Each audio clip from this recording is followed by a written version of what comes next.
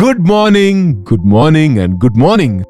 இன்றைக்கும் தேவனுடைய வார்த்தையிலிருந்து நாம சில காரியங்களை தியானிக்கலாம். பரிசுத்தரே எமக்கு நன்றி ஆண்டவரே. எப்பொழுது பொழுது விடியும், எப்பொழுது தேவ சமூகத்திலே என் இருதயத்தை ஊற்ற வேண்டும் என்று, தேவனுக்காக வாழ வேண்டும், அவருடைய காரியங்களை சாதிக்க வேண்டும் என்று ஆசை எங்களுக்கு தாங்க என்று இயேசுவின் நாமத்திலே ஜெபிக்கிறோம் பிதாவே, ஆமென்.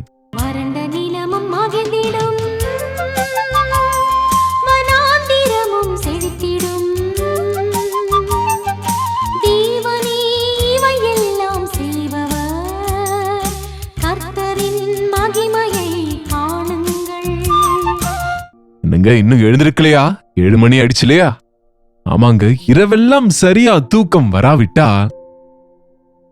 விடிஞ்சா எழுந்திருக்க முடியாது இல்லையா? விடுத்து கொண்டாலும் எழுந்திருக்க முடியாம இருப்போம்ல, டிஸ்கரேஜாக இருப்போம் இல்லையா? நீங்க நிம்மதியா தூங்குறீங்களா? இன்றைக்கு ஒவ்வொருவரும் சொல்லுவது என்னவென்றால், குறைந்தது ஒவ்வொரு நபரும் 7 to 8 மணி நேரம் நல்ல டீப் ஸ்லீப்ல தூங்கினால் அவங்களுக்கு எந்த வியாதியும் வராது. நம்ம சரீரம் எல்லாம் கூட பாருங்க, தேவன் நம்முடைய சரீரத்துல தூக்கத்திலேயே நம்ம அவயவங்களை எல்லாம் ரெஸ்டோர் ஆகும்படியாக, சுத்திகரிக்கப்படும்படியாய், பலத்தை பெறும்படியாக செய்திருக்கிறார். இன்றைக்கு அநேகருக்கு இருக்கிற பிரச்சனை என்னவென்றால், அவங்களுக்கு தூக்கம் வராது. தூக்கம் வந்தாலும் டீப் ஸ்லீப் இல்ல, நல்ல ஆழ்ந்த உறக்கம் இல்ல, கலக்கத்தோடு பாருங்க அநேகர் தூங்கவே மாட்டாங்க.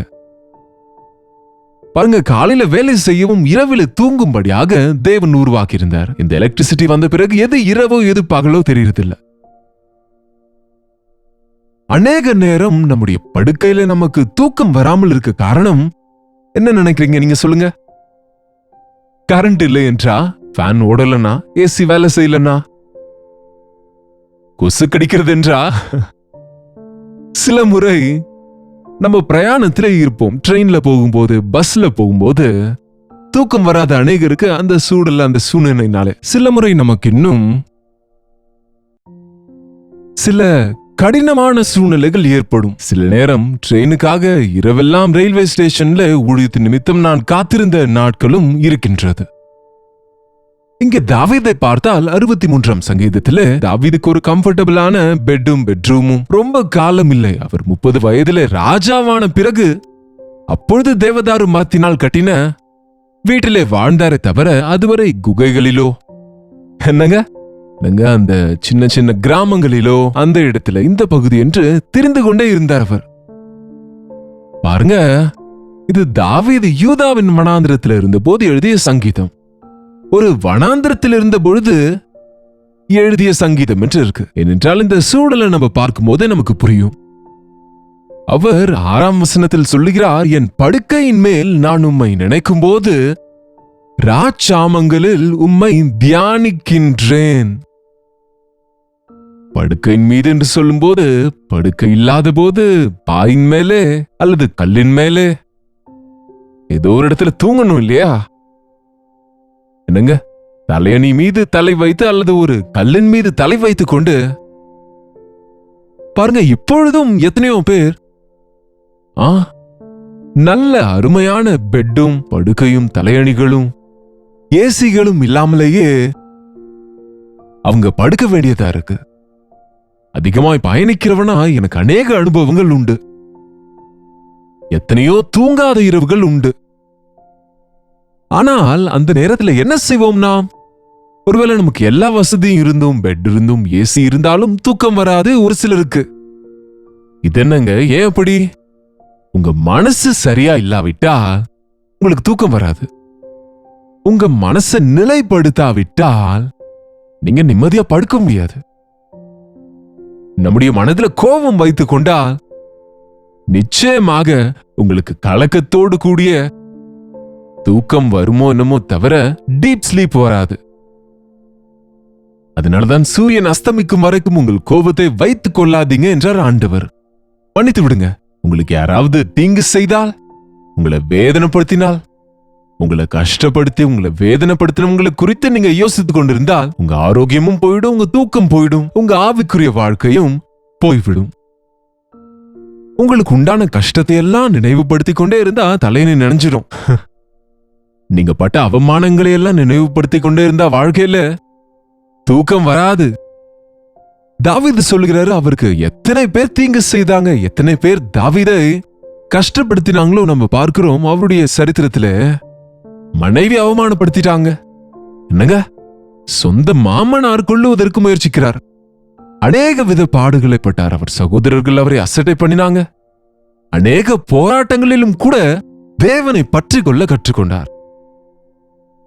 அவர் படுக்கையின் மீது தூக்கம் வராத போது அவர் எதை நினைவுபடுத்திக் கொள்கிறார்? உம்மை நினைவு கூறுகிறேன் என்கிறார். என் கஷ்டங்களை நினைத்து பார்க்கிறதில்லை, என்னை கஷ்டப்படுத்தினவர்களை குறித்து நான் நினைக்கிறதில்லை.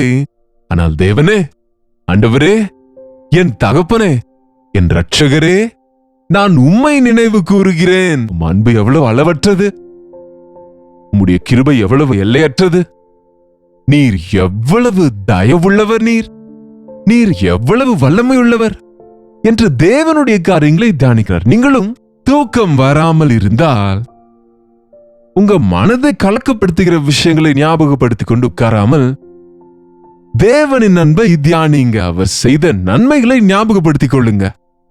தேவையானால் எழுந்து தேவனுடைய வசனத்தை வாசித்து மனதில் வைத்துக் கொள்ளுங்க. அப்பொழுது உங்க மனசு நிம்மதியா இருக்குங்க. உங்களுக்கு வருத்தங்கள் இருந்தா யாருக்கு சொல்ல வேண்டுமோ இந்த வேதனை என்ற நிலைமையில இருந்து அது எல்லாவற்றையும் தேவனிடத்துல சொல்லுங்க. பாருங்க ஆண்டவரே, என் வலிய, என் சூழ்நிலையை படுத்துக் கொண்டிருக்கும் போதே கட்டில் மேல ஜெபிக்க கூடாதுன்னு சொல்லாதீங்க. கட்டில ஜெபிக்க கூடாது, கரெக்ட் தான். ஆனால் கட்டில் மேலேயே நீங்க அனாவசியமான விஷயங்களை யோசித்துக் கொண்டிருந்தால் கெட்டு விடுவீங்க இல்லையா? இன்னும் தூக்கத்திலிருந்து எழும் முன்பே, தூக்கம் வராத போதே, எழுந்திருக்க பலன் இல்லாத போதே, எழுந்திருக்க அனுகூலம் இல்லாத போதே, ஒருவேளை நீங்க ஹாஸ்பிட்டல்ல இருக்கலாம், டாக்டர்ஸ் கொடுத்த ரிப்போர்ட்ஸ் பயங்கரமா இருக்கலாம், நீங்க பிழைப்பீங்க என்ற நம்பிக்கை இல்லாம இருக்கலாம். அதை நினைத்து நினைத்து பயப்படாமல் கர்த்தருடைய கிருபையை நினைங்க. உன்னை சுகப்படுத்தும் கர்த்தர் நானே என்ற வார்த்தையை நினைங்க.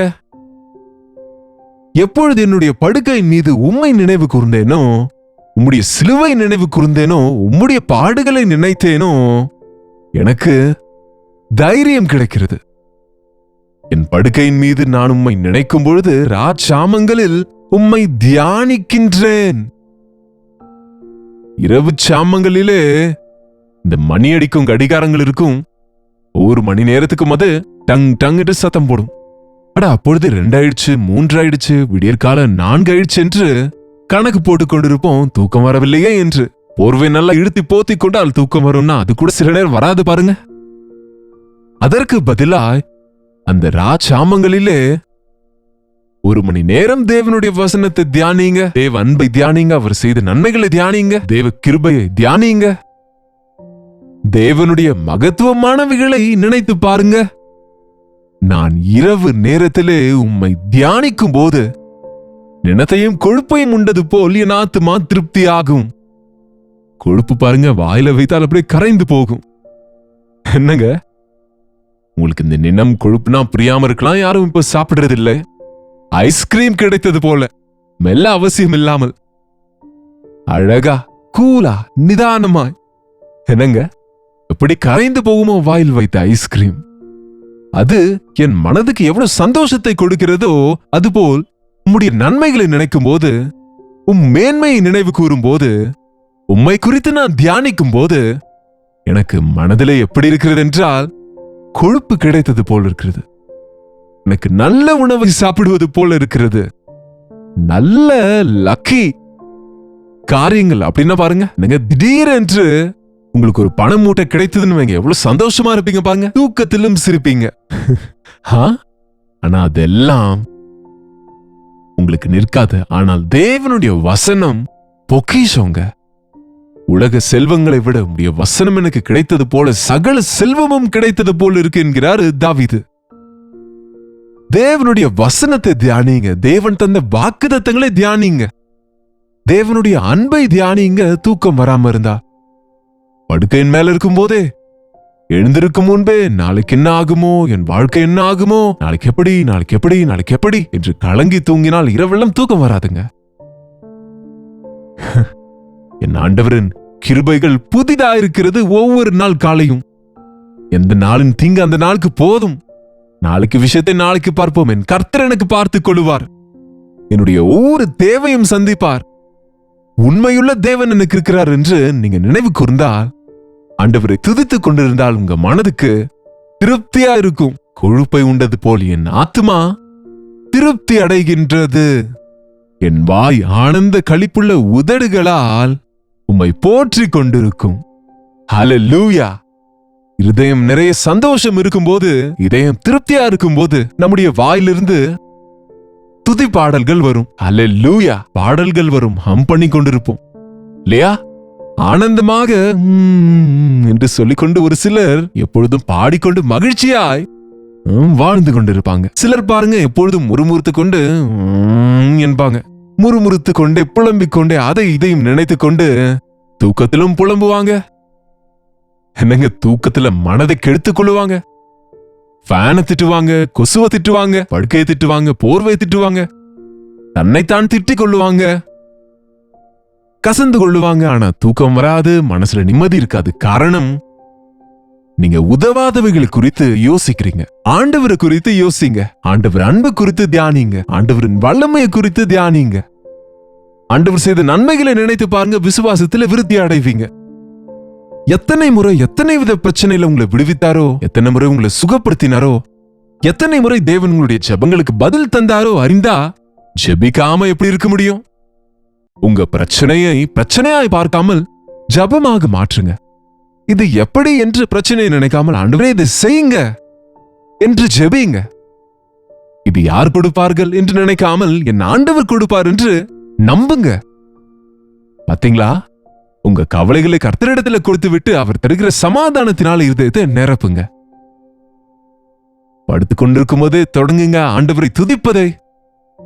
காலையில எழுந்திருக்கும் போதே புலம்பிக் கொண்டு கசந்து முறுமுறுத்து கொண்டு எழுந்திருக்காமல், வெறுப்போடு அல்ல, படுக்கையின் மீது இருக்கும் போதே ஆண்டவர் அன்பை நினைத்து கர்த்தருடைய சமாதானத்தால் உங்க இருதயம் நிரம்புமாகவே துதியோட நீங்க எழுந்திருந்து நாள் முழுவதும் கர்த்தரை மகிமைப்படுத்த முடியும். எத்தனை பேரின் வாழ்க்கை வீணாகி கொண்டிருக்கிறது. எத்தனை இரவுகள் தூங்கா இரவுகளா இருக்கு. எத்தனை இரவுகள் புலம்பிக் கொண்டு, இன்னும் அதிகமானால் சண்டையிட்டு கொண்டு, தூங்காமல் இரவெல்லாம் கூட சண்டை போட்டுக்கொண்டு, போன் பண்ணி கொண்டு திட்டுகிறவளையும் நம்ம பார்க்கிறோம்.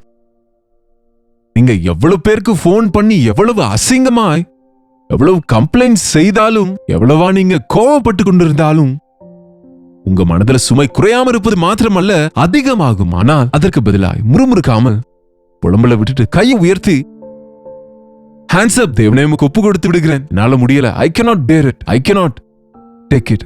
இதை என்னால் சுமக்க முடியாது, என்னால செய்ய முடியாது, இந்த சூழ்நிலை என்னால சந்திக்க முடியாது, நீர் உதவி செய்யும் என்று 2 கரங்களையும் மேல உயர்த்தினா என்ன அர்த்தம்? 2 கரங்களையும் மேல தூக்கிட்டா என்ன அர்த்தம்? தேவனுக்கு உங்களை ஒப்பு கொடுத்துட்டீங்க. இனி உங்க இஷ்டம், எதையானாலும் செய்து கொள்ளுங்க என்று உம்மை உறுதியாய் பற்றி கொண்ட மனதையுடையவனை பூரண சமாதானத்துடன் காப்பீர். ஆண்டவரை சார்ந்து கொள்ள கற்றுக்கொள்ளுங்க. உங்க பாரங்களை அவரிடத்துல சொல்லுங்க. முறுமுறுக்காம துதியுங்க. கவலைப்படுவதற்கு பதிலா ஜெபியுங்க. சோர்ந்து போகாமல் கர்த்தருக்குள்ள மகிழ்ச்சியா இருங்க. ஜெபம். பரிசுத்தரே, அன்புள்ள ஆண்டவரே, நீர் கொடுத்த பரிசாகிய தூக்கத்தை அப்பா கெடுத்துக்கொண்டு, ஆரோக்கியத்தை கெடுத்துக்கொண்டு, எங்கள் மனதை கெடுத்துக்கொண்டு, எங்க வாழ்க்கையில எந்தவித ப்ரொடக்டிவிட்டியும் இல்லாமல், எதையும் சாதிக்க முடியாமல் சோர்ந்து போகிறோம் அப்பா. எங்களை மன்னிங்க. கர்த்தருக்குள்ளே மகிழும்படியா உதவி செய்யுங்க. உம் மீது நம்பிக்கையோடு இருக்க உதவி செய்யுங்க. உம்மை சார்ந்து கொள்ள எங்களுக்கு உதவி செய்யுங்க. எங்கள் இதயங்களை கலங்க செய்கிற விஷயங்களை அறிக்கையிட்டு விட்டு விடுவதற்கு, எங்கள் வாழ்க்கையில சமாதானத்தை கெடுக்கிறவர்களுக்காக மனஸ்தாபப்பட்டு உம் பாதத்திலே அதை எப்போதுக்கு அப்போது விட்டுவிட்டு உம்முடைய வசனத்தால் எங்கள் இருதயத்தை நிரப்பிக்கொண்டு, ஆண்டவரே, உம்முடைய வாக்குத்தத்தங்களை நினைவு கூர்ந்த அந்த கல்வாரி சிலுவையை தியானித்துக் கொண்டு, எங்கள் வாழ்நாள் எல்லாம் உம்மை துதித்துக் கொண்டு பாடிக்கொண்டு இருக்கும்படியா எங்கள் ஒவ்வொருவருக்கும் உதவி செய்யும்படியா இயேசுவின் நாமத்திலே ஜெபிக்கிறோம் பிதாவே, ஆமென். நம்முடைய பிதாவாகிய தேவனுடைய அன்பும், குமாரனாகிய இயேசு கிறிஸ்துவின் கிருபையும், பரிசுத்த ஆவியானவருடைய அந்யோன்யமும் ஐக்கியமும் கூடி வந்திருக்கிற நம் அனைவருக்கும் இப்பொழுதும் சதா காலமும் துணையாக இருப்பதாக. ஆமென். தேவனுக்கு ஸ்தோத்திரம். உங்களுடைய ஜெப விண்ணப்பங்களை பாரங்களை எங்களுக்கு தெரியப்படுத்துவதற்கு 8939801234 ஒரு டெக்ஸ்ட் அல்லது வாய்ஸ் மெசேஜ் மூலமாக நீங்க வாட்ஸ்அப் பண்ணுங்க. உங்க மெசேஜஸ் வாசிக்கிறோம், உங்களுக்காக ஜெபிக்கிறோம், நீங்களும் ஜெபிங்க. தேவன் அற்புதங்களை செய்வார். கர்த்தரை சார்ந்து கொள்ள கற்றுக்கொள்ளுங்க. அவர் அன்பை நினைத்து தியானிங்க. முறுமுறுப்பு புலம்பல் இல்லாமல் தேவனுடைய சாட்சிகளாய் நன்றியோடு துதியோடு வாழுங்க. கர்த்தருக்கு சித்தமா இருந்தால் நாளைக்கு இதே நேரத்தில் அனுதின தியான நிகழ்ச்சியில் உங்களை சந்திக்கிறேன். அதுவரை கர்த்தருடைய கிருபை உங்களுக்கு துணையாக இருப்பதாக.